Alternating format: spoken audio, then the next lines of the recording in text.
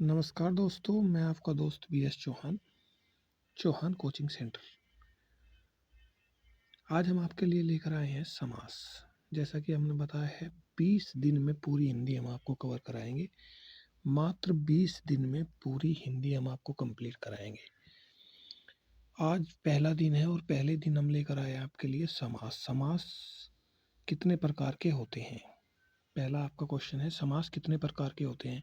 तो मुख्यतः समास 6 प्रकार के होते हैं।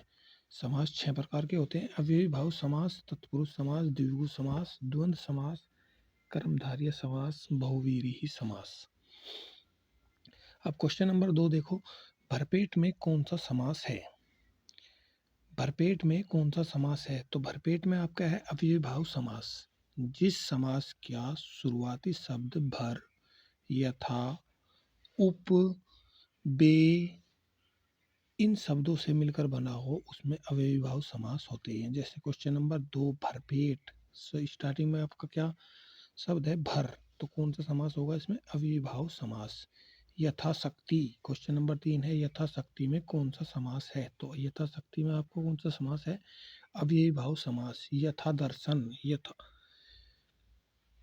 क्वेश्चन नंबर 4 बेशरम में कौन सा समास है? जैसे कि हमने बताया जिस शब्द के शुरुआत में यथा, भर, उप, बे ये शब्द आते हैं वहाँ आपका अव्ययी भाव समास होता है। तो क्वेश्चन नंबर 4 है आपका बेशरम में कौन सा समास है? तो बेशरम में आपका है अव्ययी भाव समास।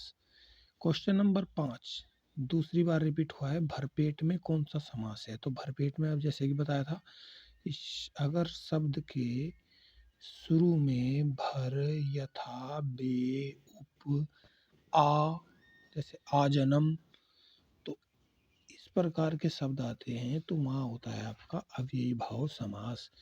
क्वेश्चन नंबर 6 उपकूल, उपकूल में कौन सा समास है? अव्ययी भाव समास। बारंबार में कौन सा समास है? बार बार, इसमें भी आपका है अव्ययी भाव समास। तो नंबर 1 जो समास है अव्ययी भाव वो आपको अच्छी तरीके से याद हो गया होगा। जिस शब्द के शुरुआत में भर, यथा, बे, उप ये शब्द आते हैं वहाँ आपका अव्ययी भाव समास होता है। तो अभी आपने आपको बताया समास 6 प्रकार के होते हैं और एक समास आपका यहाँ पे कंप्लीट हो गया, अव्ययी भाव समास।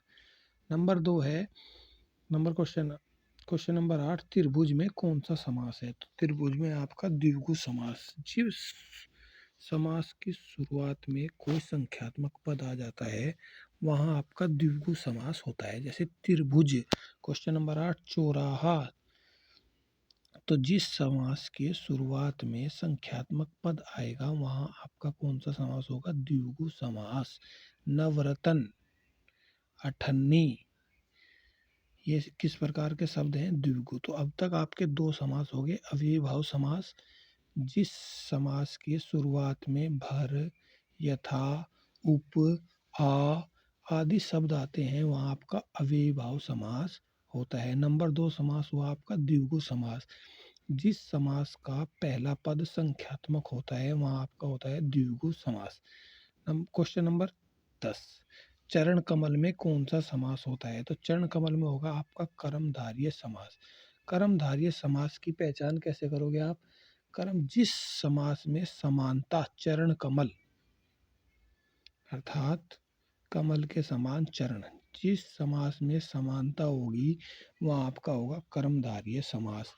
क्वेश्चन नंबर 11 चंद्रमुखी में कौन सा समास है? तो चंद्रमुखी जिसका मुख चांद के समान हो, चंद्रमा के समान हो तो उसमें होगा आपका कर्मधारय समास। अब तक 3 समास आपके हुए अव्ययी भाव समास।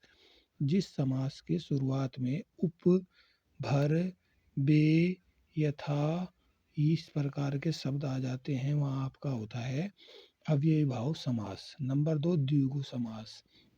जिस समास के शुरुआत में संख्यात्मक, जिस शुरुआत में संख्यात्मक हो जाएगा उस समास होगा द्विगु समास। जैसे त्रिभुज, चौराहा। नंबर 3 है कर्मधारय समास। कर्मधारय में क्या बताया? समानता, जिस समास में समानता होगी वहाँ आपका होगा कर्मधारय समास। नंबर 4 है बहुव्रीहि समास। बहुव्रीहि समास की क्या पहचान है? जहाँ 2 शब्द मिलकर किसी तीसरे शब्द की ओर इशारा करते हैं, जैसे दशानन। दशानन का अर्थ होता है 10 सिर वाला, अर्थात रावण। किसकी ओर इशारा किया? रावण। क्वेश्चन नंबर 13, पीतांबर। पीतांबर में कौन सा समास है? तो पीतांबर पीले वस्त्र वाला, अर्थात श्री कृष्ण भगवान। तो कौन सा समास है? बहुवीरी समास। अब जिस समास के दो पद किसी तीसरे पद की ओर इशारा करते हैं वहां होता है बहुवीरी ही समास। अब 3 समास आपके क्लियर हो गए। पहला अव्ययी भाव समास, फिर दूसरा द्विगु समास, तीसरा कर्मधारय समास और चौथा है बहुवीरी समास। अब 5वां समास आपका देखो, द्वंद्व समास। जिस समास में दो पंक्तियों के बीच डैश या और आ जाए, जैसे माता और पिता, तो कौन सा समास है? द्वंद्व समास। भाई और बहन, कौन सा समास है? द्वंद्व समास। देश और विदेश, कौन सा समास है? द्विज। अब क्वेश्चन नंबर 16, गगनचुंबी में कौन सा समास है? अब तक हमने 5 समास पढ़े और पांचों हमें अच्छी तरीके से याद हो गए। अब है क्वेश्चन नंबर 16, गगनचुंबी अर्थात गगन को चूमने वाला। इसमें कौन सा समास है? तो इसमें आपका तत्पुरुष समास। अगर इसमें ये पूछे कि कौन सा तत्पुरुष है, तो कर्म को, इसका चिन्ह क्या है? को। कर्म तत्पुरुष या द्वितीय तत्पुरुष से आप कहते हो। क्वेश्चन नंबर 17, नेत्रहीन। नेत्रहीन में कौन सा समास है?